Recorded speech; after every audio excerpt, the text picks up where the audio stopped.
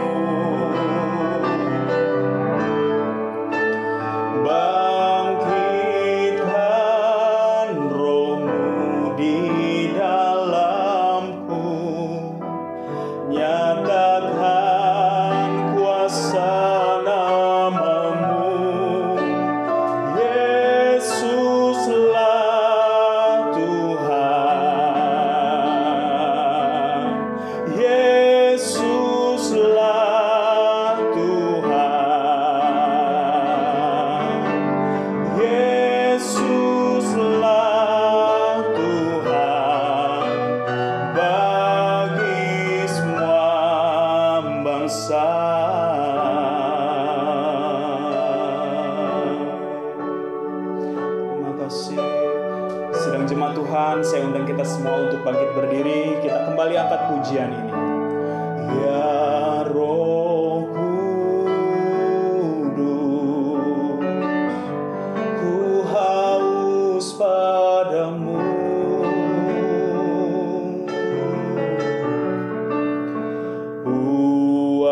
Puaskan sekarang kerinduanku. Haleluya, ya Roh Kudus. Amin Tuhan. Kau menuntun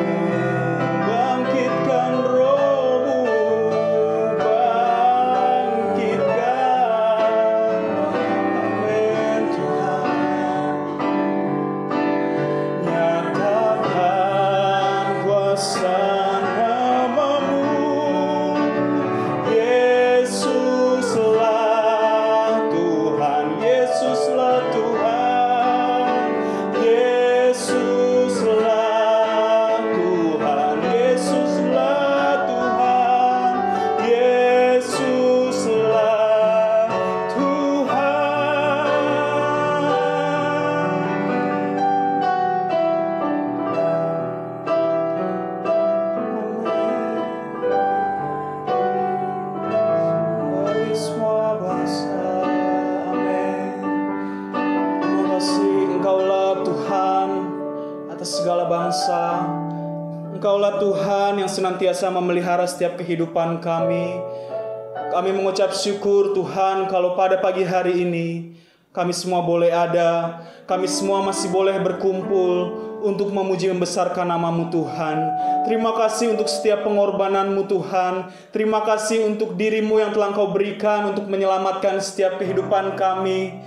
Terima kasih Tuhan, Kau telah kembali ke sorga untuk mempersiapkan Tuhan tempat bagi kami semua. Dan pada pagi hari ini Tuhan, kami bersyukur kalau kami boleh mengingat Engkau telah memberikan Roh Kudus-Mu dalam setiap hati kami Bapa.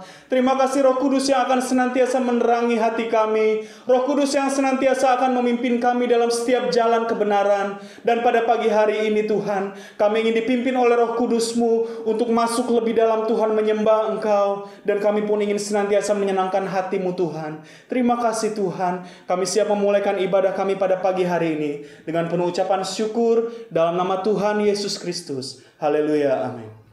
Sidang jemaat dipersilakan duduk kembali.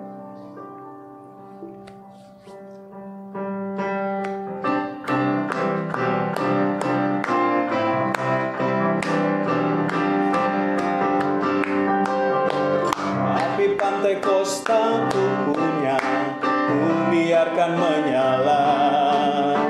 Api pantai Kosta ku punya, ku biarkan menyala, menyala di hati selamanya. Api pantai Kosta ku punya, ku biarkan menyala. Api pantai Kosta ku punya, ku biarkan menyala, menyala di hati selamanya. Api Kristus sudah menyala, api Kristus sudah menyala. Api, api, api, api, api, api Kristus sudah menyala. Api Kristus sudah menyala. Api Kristus sudah menyala. Api, api, api, api, api, api Kristus sudah api pantai Kosta. Api pantai Kosta ku punya, ku biarkan menyala. Api pantai Kosta ku punya, ku biarkan menyala, menyala di hati selamanya. Api pantai Kosta, api pantai Kosta ku punya, ku biarkan menyala. Api pantai Kosta ku punya, ku biarkan menyala, menyala di hati selamanya. Api Kristus sudah menyala, api Kristus sudah menyala. Api, api, api, api, api, api Kristus sudah api Kristus. Api Kristus sudah menyala. Api Kristus sudah menyala. Api, api, api, api, api, api Kristus sudah menyala. Api, api, api, api, api, api Kristus sudah menyala.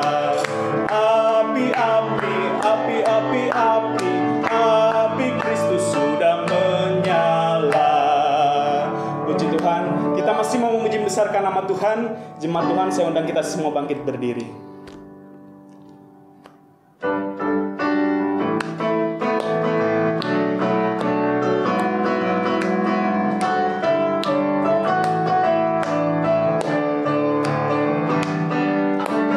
Roh Kudus tercurah di tempat ini, urapannya yang ajaib memulihkan umatnya. Roh Kudus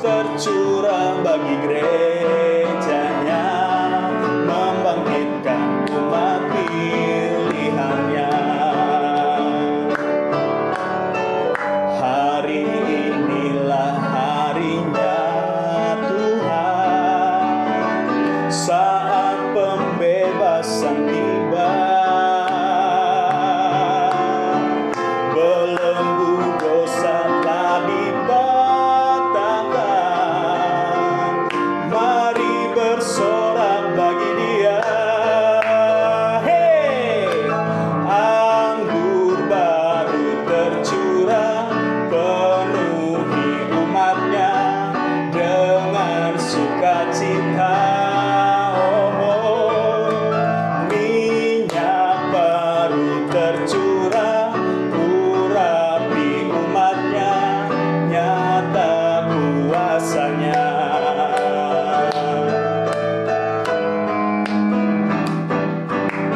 Roh Kudus tercurah di tempat ini, urapannya yang ajaib memulihkan umatnya.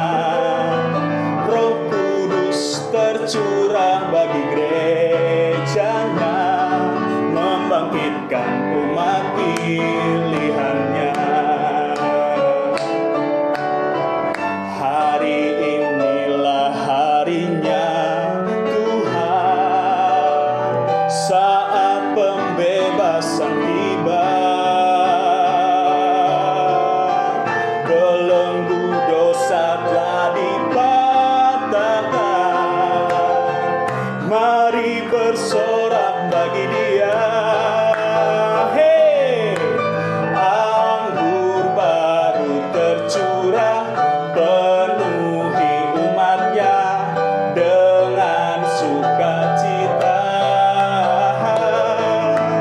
Minyak baru tercurah, urapi umatnya, nyata kuasanya.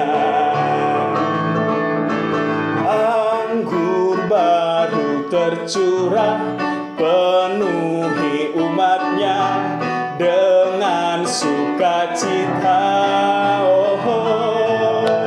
Minyak baru tercurah, urapi umatnya, nyata kuasanya.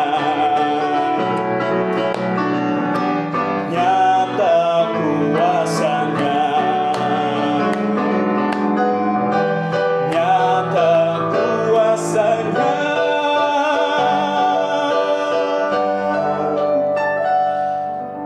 Terima kasih. Kita sudah memuji besarkan nama Tuhan. Mari jemaat Tuhan, kita siapkan hati kita. Untuk hati kita mau menerima setiap kebenaran firman Tuhan. Roh Kudus yang Tuhan sudah berikan, kiranya menjadi Roh Kudus yang tidak hanya memenuhi kita, tetapi juga memimpin kita. Terima kasih Tuhan. Terima kasih Tuhan. Bila Engkau tak besertaku,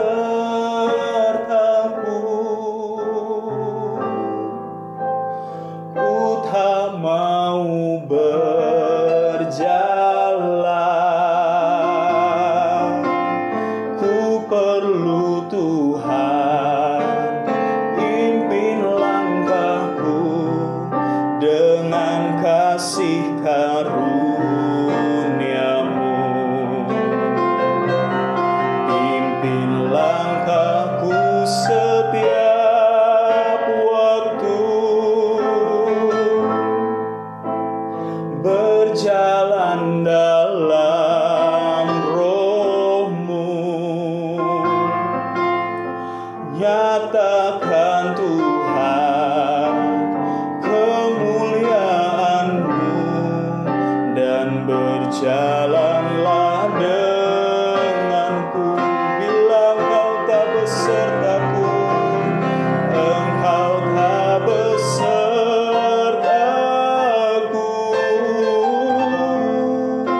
ku tak mau berjalan. Ku perlu Tuhan, pimpin langkahku dengan kasih karunia-Mu. Pimpin langkahku setiap waktu,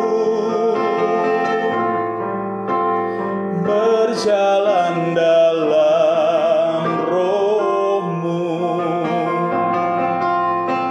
Nyatakan Tuhan kemuliaan-Mu, dan berjalanlah denganku.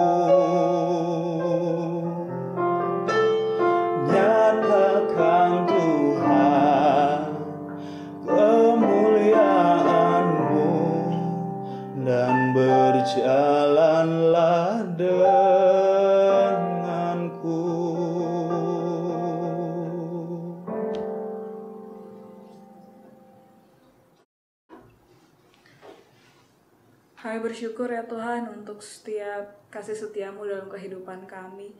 Pada pagi hari ini kami mengagungkan Engkau, Allah yang ajaib ya Tuhan, Allah yang maha kuasa ya Tuhan, bahkan Allah yang telah naik ke sorga, pemilik sorga itu sendiri. Dan ya Tuhan, saat ini kami datang ya Tuhan ke hadirat-Mu ya Tuhan. Kami membawa kehidupan kami seluruhnya ya Tuhan. Kami juga ya Tuhan siap ya Tuhan untuk mendengarkan firman-Mu. Kami siap untuk ditegur ya Tuhan. Kami siap untuk dituntun ya Tuhan. Oleh sebab itu kiranya Engkau yang juga menuntun hamba-Mu ya Tuhan untuk dalam pemberitaan firman pada pagi hari ini ya Tuhan. Tuhan yang menolong Bapak Gembala ya Tuhan untuk membawakan firman pagi hari ini, agar setiap pesan yang disampaikan boleh menjadi berkat bagi kami ya Tuhan. Kiranya pagi hari ini ya Tuhan, kami membuka hati bagi Roh Kudus-Mu ya Tuhan, untuk dapat menuntun kehidupan kami ya Tuhan. Makasih ya Tuhan, Engkau yang mengampuni kami, melayakkan kami untuk ada dalam hadirat-Mu. Hanya dalam nama Tuhan Yesus Kristus kami berdoa dan mengucap syukur. Haleluya. Amin. Puji Tuhan. Jemaat Tuhan dipersilahkan duduk kembali, dan pekerjaan selanjutnya saya serahkan kepada Bapak Gembala. Puji Tuhan, saudara-saudara, selamat pagi, selamat beribadah. Jemaat Bahtera Perumna 1 Tangerang memperingati kemarin kenaikan Yesus Kristus hari Kamis. Berhubung dengan itu kita akan melihat ayat-ayat di mana kenaikan Yesus ke sorga, berarti Yesus sudah di sorga ya. Dan kita akan melihat di dalam Yohanes pasal 16. Yohanes pasal 16 ayatnya yang ke-7. Yohanes pasal 16 ayatnya yang ke-7. Namun benar yang kukatakan ini kepadamu adalah lebih berguna bagi kamu jika aku pergi. Sebab jikalau aku tidak pergi, penghibur itu tidak akan datang kepadamu. Tetapi jikalau aku pergi, aku akan mengutus dia kepadamu. Kita lihat Kisah Rasul pasalnya yang pertama. Ayatnya yang ke-8. Tetapi kamu akan menerima kuasa kalau Roh Kudus turun ke atas kamu. Dan kamu akan menjadi saksiku di Yerusalem dan di seluruh Yudea dan Samaria dan sampai ke ujung bumi. Sesudah ia mengatakan demikian, terangkatlah ia disaksikan oleh mereka, dan awan menutupnya dari pandangan mereka. Jadi Roh Kudus turun, dikatakan tadi bahwa aku pergi, tetapi aku mengirim penghibur, dan penghibur itu tidak akan datang kalau Yesus belum naik ke sorga. Sedangkan di dalam Kisah Rasul dikatakan kamu akan menerima kuasa. Jadi Roh Kudus inilah yang akan berperan setelah Yesus naik ke sorga. Roh Kudus bukan cuma sebagai kuasa atau pengaruh, tetapi dia adalah pribadi Allah. Dialah yang akan menyatakan semua pengajaran-pengajaran Yesus yang Yesus sudah ajarkan untuk berperan kembali di hari-hari ini sampai kedatangan Yesus yang kedua kali. Jadi pencurahan Roh Kudus, pencurahan kuasa di dalam Kisah Rasul pasal 1 dikatakan kamu akan menerima kuasa apabila Roh Kudus itu turun ke atas kamu. Itu sebabnya murid-murid belum pergi bersaksi ketika mereka belum dipenuhkan oleh kuasa. Tetapi ketika mereka sudah dipenuhi, setelah mereka menunggu di loteng Yerusalem, maka sebagai ketua daripada murid-murid Petrus di pasalnya yang kedua,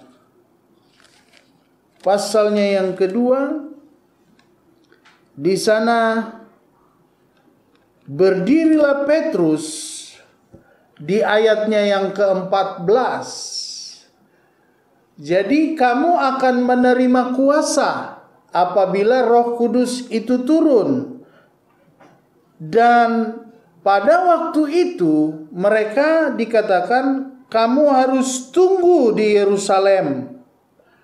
Kamu harus menunggu janji itu. Baru kamu menjadi saksi.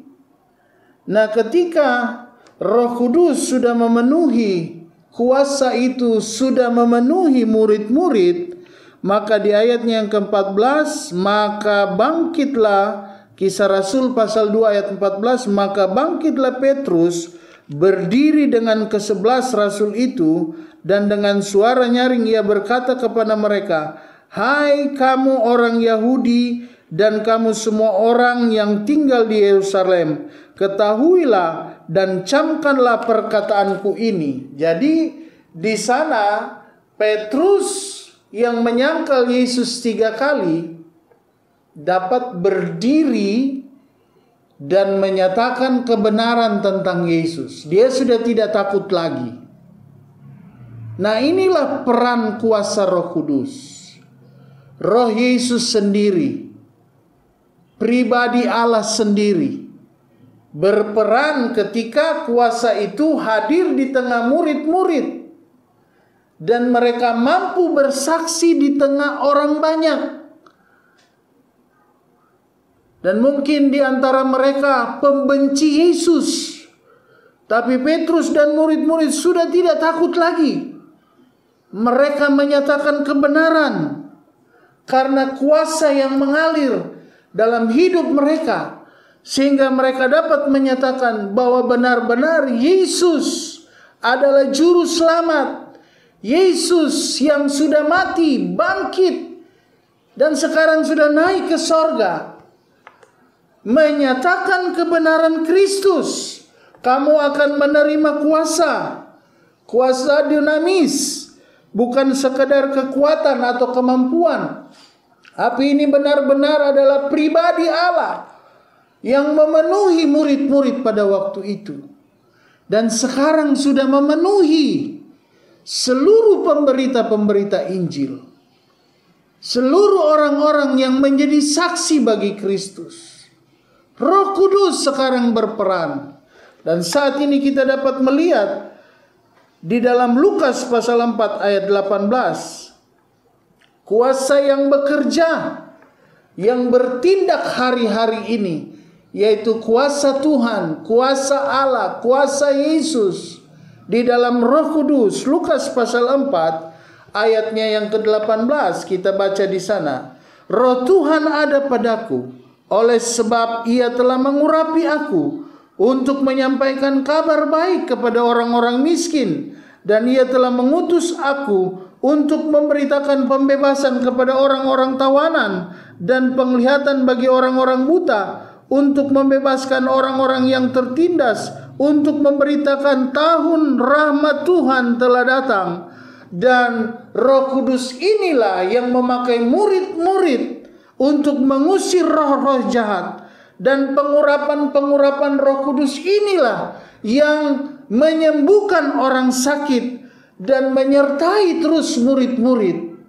Dan sampai saat ini dialah yang menyertai, dialah yang bertindak, dialah yang bekerja di tengah-tengah pemberitaan Injil, di tengah-tengah penginjilan-penginjilan yang dilakukan oleh hamba-hamba Tuhan, oleh murid-murid Tuhan. Dialah yang bekerja, dialah yang bertindak. Kuasa Roh Kudus akan membuat kita menjadi saksi Kristus. Kita mampu dengan berani memberitakan kebenaran, menyatakan bahwa Kristus adalah juru selamat. Kristus sudah mati bagi dosa-dosa kita. Kristus sudah menebus kita. Dan sekarang dia sudah bangkit dan naik ke sorga, dan dia tinggal di sorga karena memang dia berasal dari sorga. Allah di atas segala alam akan membebaskan orang-orang yang terikat di dalam dosa, menyaksikan tentang Kristus. Bukan saja hanya hamba-hamba Tuhan, kepada kita Roh Kudus mampu bekerja untuk menjadikan kita saksi Kristus, menyatakan kebenaran-kebenaran Kristus. Jadi tujuan kuasa itu yaitu untuk menyaksikan tentang kebenaran Yesus. Jadi bukan untuk pamer. Kuasa Roh Kudus bukan untuk dijadikan objek kesembuhan-kesembuhan yang pamer, menunjukkan hamba Tuhan itu berkuasa, bukan. Tetapi menunjukkan kuasa Kristus yang pernah ada dulu ketika Yesus masih di bumi, dan sekarang dapat dilakukan oleh orang-orang yang diurapi oleh Kristus, orang-orang yang diurapi oleh Roh Kudus. Ayatnya yang ke-36, dan semua orang takjub. Di dalam Lukas pasalnya yang keempat ayat 36, dan semua orang takjub. Lalu berkata seorang kepada yang lain, katanya, alangkah hebatnya perkataan ini, sebab dengan penuh wibawa dan kuasa ia memberi perintah kepada roh-roh jahat, dan mereka pun keluar. Jadi ketika Roh Kudus memenuhi murid-murid, ketika Roh Kudus memenuhi hidup kita, kita mampu mengusir setan. Bukan karena kita, bukan karena pendeta, tetapi karena Roh Kudus. Jadi ketika kehadiran kuasa itu hadir di dalam hidupmu, dia mampu memakai engkau, menggunakan engkau untuk menyembuhkan orang yang sakit ketika engkau berdoa. Menolong orang, mendoakan orang ketika orang dalam kesusahan, sehingga mereka mendapatkan jalan keluar. Dan kuasa inilah yang terus menyaksikan tentang Yesus. Kuasa inilah yang menyaksikan apa yang Yesus ajarkan. Kuasa inilah melakukan apa yang dulu Yesus lakukan, bukan bertentangan. Bahkan Yesus berkata, dia mampu melakukan apa yang belum mungkin Yesus lakukan pada waktu itu, seperti sapu tangan daripada Petrus. Lukas 9 ayat 1 dan 2. Maka Yesus memanggil ke-12 muridnya, lalu memberikan tenaga dan kuasa kepada mereka untuk menguasai setan-setan dan untuk menyembuhkan penyakit-penyakit. Dan ia mengutus mereka untuk memberitakan kerajaan Allah dan untuk menyembuhkan orang. Jadi kuasa Yesus ini, kuasa Roh Kudus, rohnya Yesus, roh Allah ini, dialah yang menguatkan hamba-hamba Tuhan, orang-orang percaya untuk bersaksi, untuk tidak takut lagi, menyatakan kebenaran, menyatakan bahwa Yesus benar-benar Allah. Hanya Roh Kudus yang hadir di dalam hidup kita yang dapat menyatakan itu, bahwa Yesus benar-benar Allah.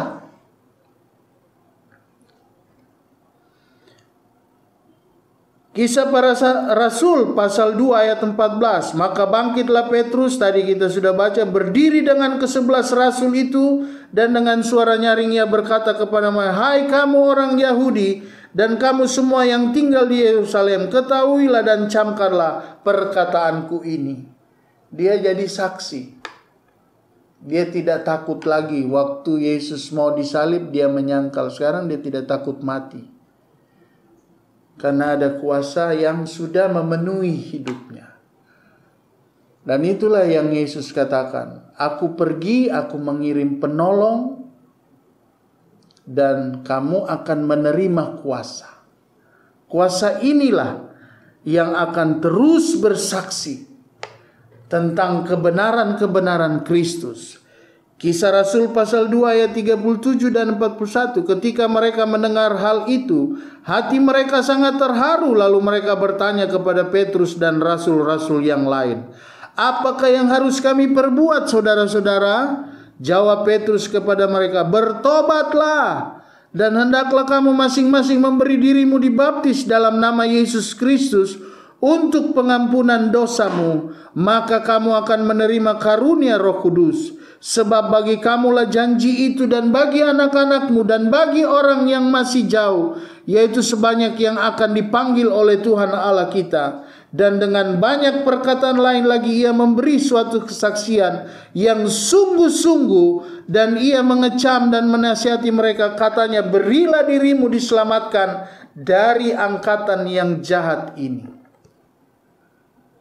Jadi hari-hari ini Roh Kudus terus menggunakan hamba-hamba Tuhan, terus menggunakan anak-anak Tuhan yang benar-benar rindu mau menyatakan kebenaran, supaya banyak orang bertobat, banyak orang meninggalkan hidup mereka yang berdosa untuk datang kepada Tuhan, untuk diselamatkan dari angkatan yang akan dibinasakan ini. Orang-orang yang menerima perkataannya itu memberi diri dibaptis, dan pada hari itu juga mereka bertambah kira-kira 3.000 jiwa. Petrus yang dulu menyangkal Yesus 3 kali, sekali berkhotbah mempertobatkan orang 3.000 jiwa. Sesuatu yang luar biasa yang tidak pernah dipikirkan Petrus.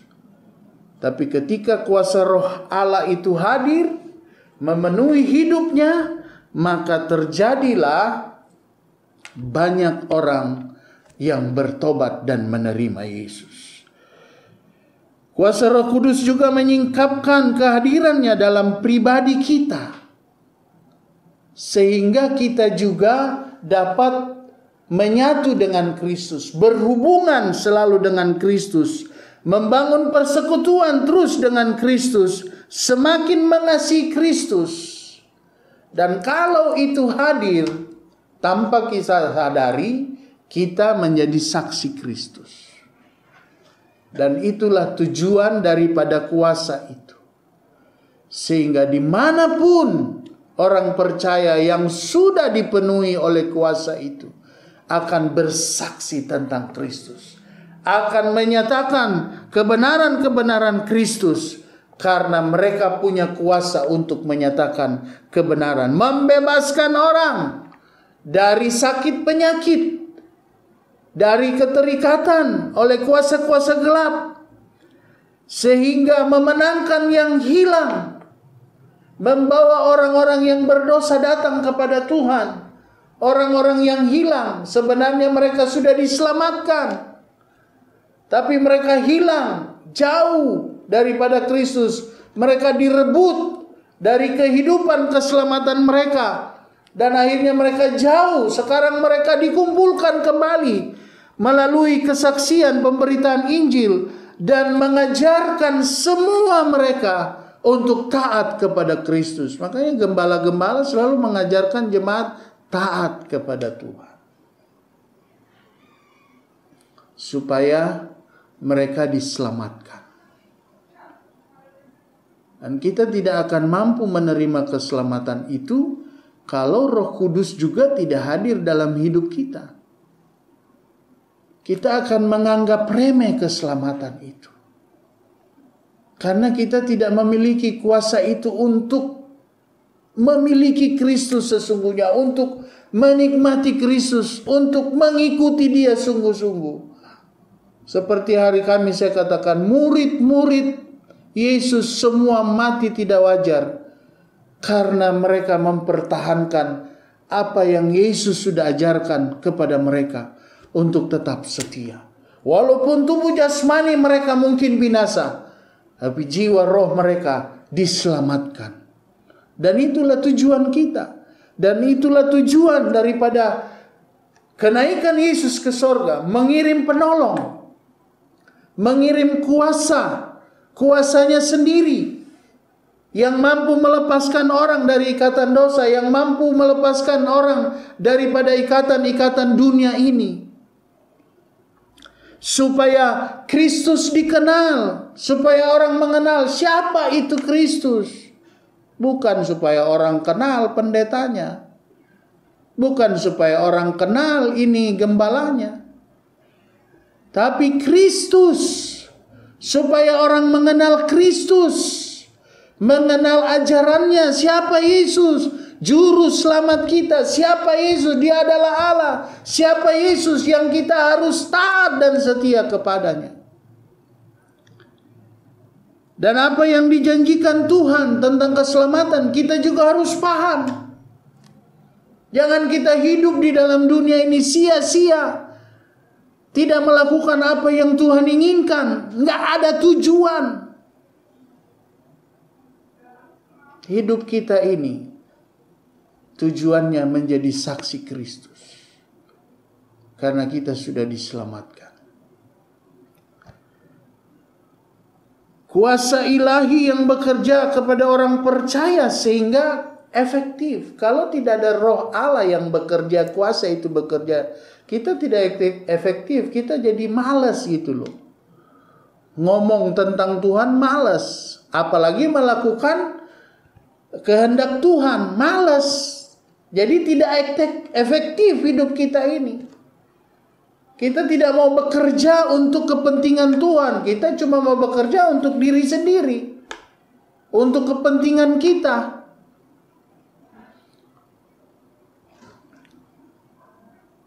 Roh Kudus juga akan bersaksi tentang kebenarannya. Kebenaran tentang Yesus, bahkan seluruh kebenaran Tuhan. Dia akan menyatakan kepada kita.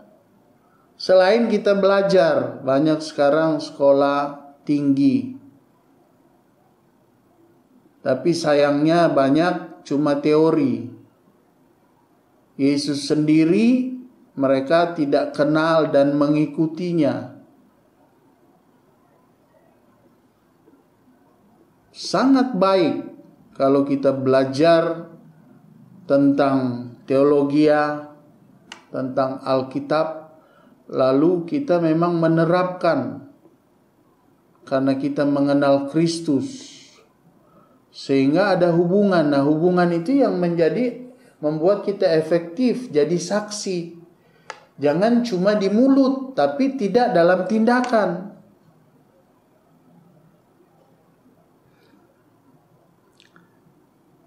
Supaya kita mengetahui karya penebusan melalui kebenaran, keadilan, dan apa yang dimiliki Kristus itu diterapkan dalam hidup kita.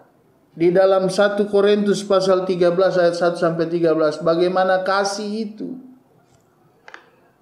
Hari-hari ini boro-boro orang mau mengasihi orang lain, dirinya sendiri kadang-kadang dia sudah susah kasih karena keadaan. Keluarganya masing-masing sudah memikirkan dirinya sendiri.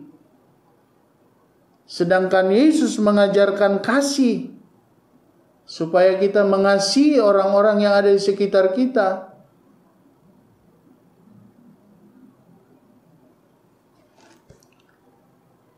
Yohanes 16 ayat 8, dan kalau ia datang ia akan menginsafkan dunia akan dosa, kebenaran dan penghakiman. Nah ini tujuannya ini menyatakan dosa. Karena dosa inilah yang banyak mengikat umat-umat Tuhan sehingga mereka susah untuk hidup benar di hadapan Tuhan. Makanya Petrus berkata, bertobat, serahkan dirimu kepada Tuhan supaya engkau diselamatkan, supaya dosa kita diampuni. Kalau dosa tidak diampuni, kita akan dihukum. Memang belum sekarang. Itu sebabnya tinggalkan dosa. Jangan hidup. Dia menyadarkan kita tentang dosa. Jadi kalau Roh Kudus tidak ada dalam hidup saudara, saudara tidak akan sadar-sadar bahwa saudara tinggal dalam dosa. Roh Kuduslah yang membuat kita itu jadi ingat bahwa apa yang kita buat ini salah, berdosa, tinggalkan. Itulah banyak kali kita lihat orang yang begitu jahat ketika dia menerima Roh Kudus dan Roh Kudus memenuhi hidupnya, berubah 100%.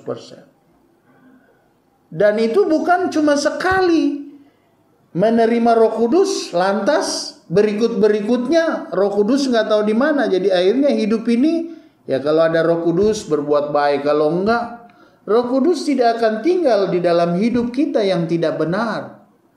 Roh Kudus hanya tinggal di dalam hidup kita yang benar. Ketika kita melakukan Roh Kudus, melakukan dosa, Roh Kudus mundur.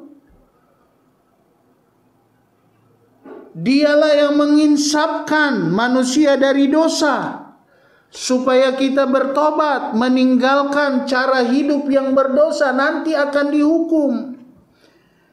Dan dialah yang akan menginsapkan kita dari kebenaran, dan menginsapkan kita supaya kita tahu kebenaran.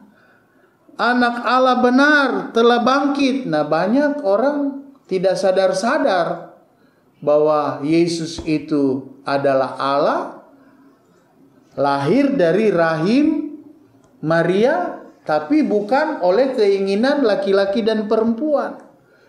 Karena dia mengandung Roh Kudus. Dia Allah. Karena kasihnya dia turun ke bumi. Bagaimana dia mau menyelamatkan manusia? Dia harus jadi manusia. Tapi dia bukan manusia yang berdosa. Manusia pertama sudah jatuh ke dalam dosa oleh satu orang berdosa, Adam. Tapi oleh satu orang, Adam kedua, manusia itu diselamatkan. Kepada siapa yang percaya kepada Yesus, dia diselamatkan.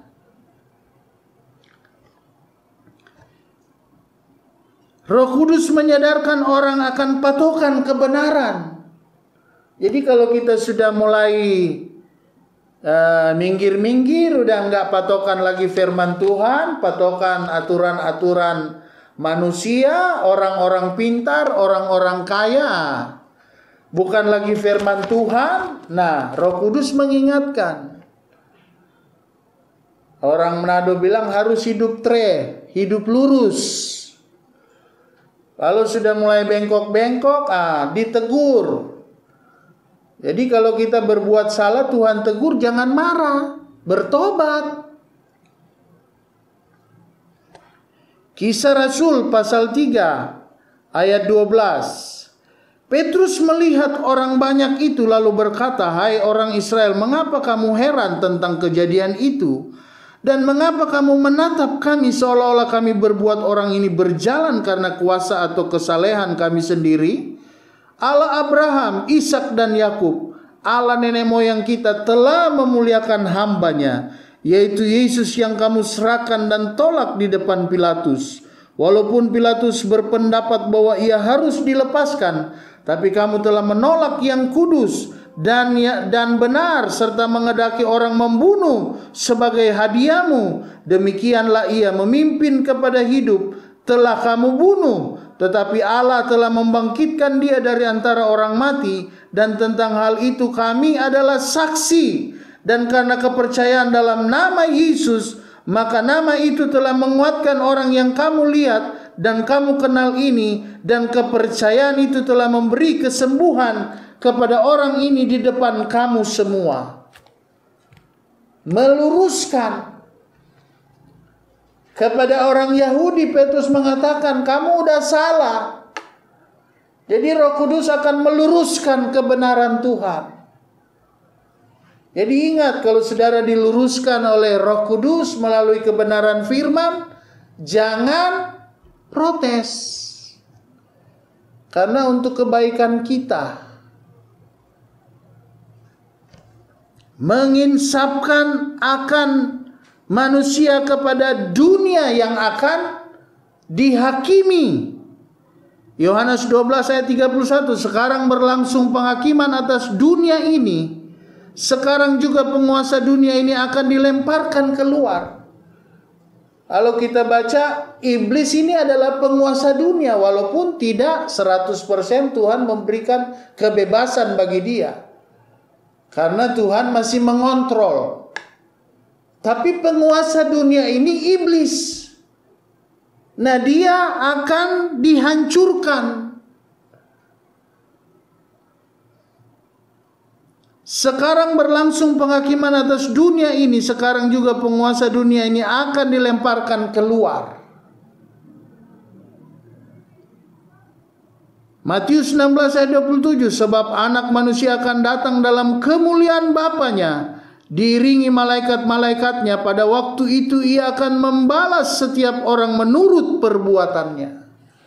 Jadi apa yang kita kerjakan sekarang ini, kita akan terima nanti. Kalau kita tetap tinggal di dalam dosa.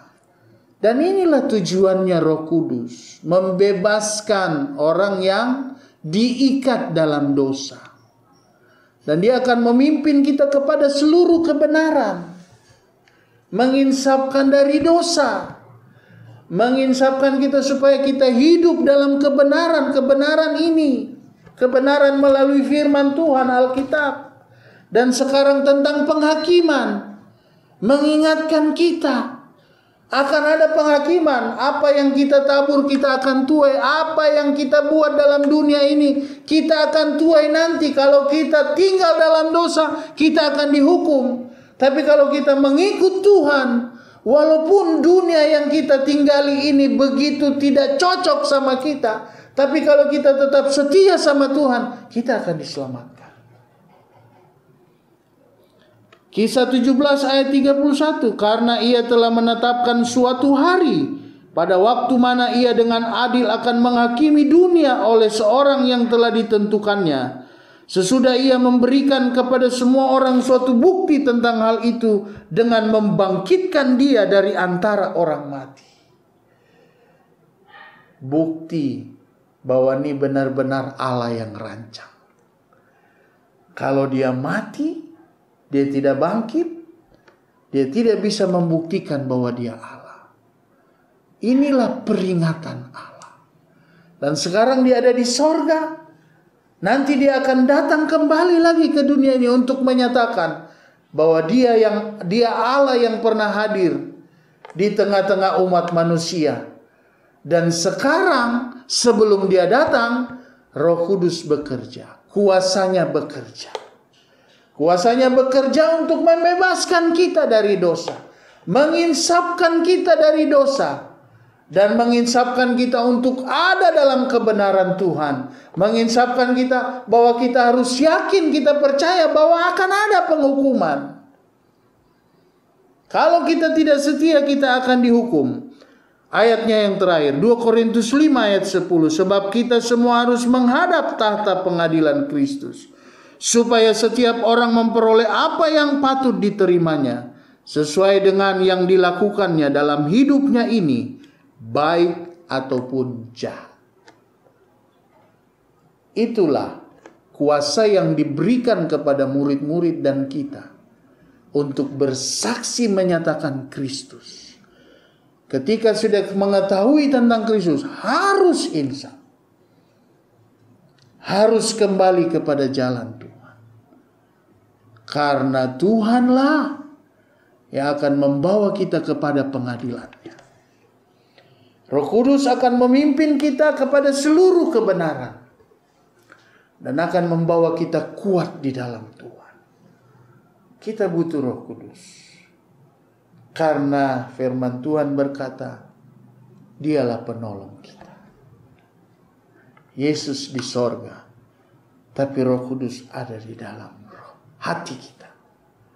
Dialah yang terus menggerakkan kita untuk taat kepada Tuhan, untuk terus berinisiatif menyatakan, menyaksikan tentang Tuhan. Sehingga Roh Kudus inilah yang menjadi kekuatan kita di tengah-tengah COVID-19. Kalau tidak ada Roh Kudus, banyak orang percaya gugur. Tapi itulah Tuhan. Dia tidak meninggalkan kita di dunia ini. Tapi dia meninggalkan kita dan mengirim Roh-Nya. Dan Roh Kudus inilah yang akan menuntun kita sampai akhir zaman, sampai akhir hidup kita. Dia hanya hadir di tengah orang-orang yang rindu membuka hati dan hidup kudus dan hidup benar di hadapan Dia. Maka hidup kita tidak akan lagi khawatir dan takut. Selain Dia menjadi kuasa di dalam hidup kita untuk mengalahkan kekhawatiran-kekhawatiran kita. Dan itulah yang menjadi kesaksian bagi kita. Di hari-hari yang sukar sulit ini, kita masih berdiri teguh, kita masih mampu menghadapinya karena ada Roh Kudus. Puji Tuhan. Sampai di sini firman Tuhan, kita berdoa. Bapa di dalam surga,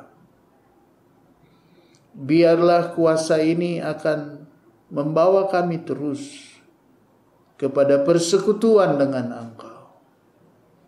Karena tidak ada yang dapat mampu menghiburkan kami, menolong kami di tengah-tengah kesukaran, kesulitan. Ada begitu banyak kekecewaan. Tapi Engkau hadir melalui Roh Kudus. Engkau ada di hati kami. Engkau ada di tengah-tengah umat-umat-Mu Tuhan.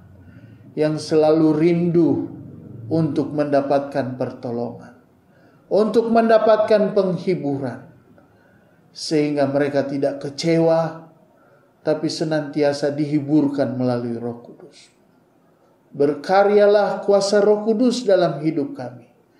Sehingga kami menjadi orang-orang yang menang. Tidak dikalahkan oleh keadaan. Tapi Roh-Mu yang memampukan kami. Menguatkan kami. Untuk tetap berdiri. Melakukan kebenaran-Mu. Di tengah-tengah dunia yang sukar sulit ini. Khususnya pandemik COVID-19 ini. Tuhan, biarlah Roh Kudus-Mu hadir di tengah umat-umat-Mu.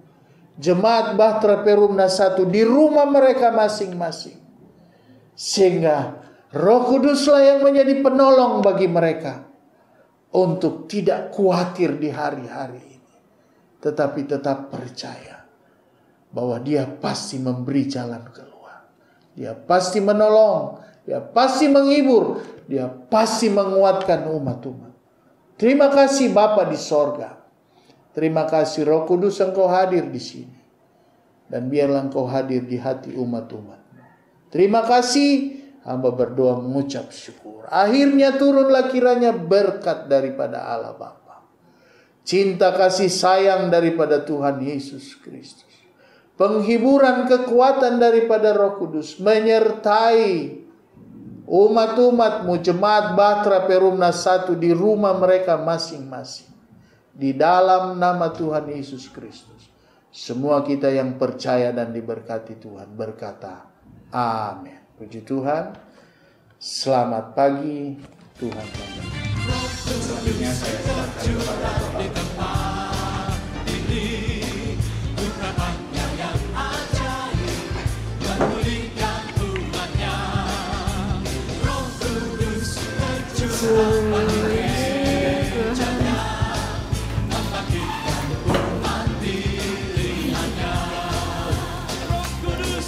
Ini jempol yang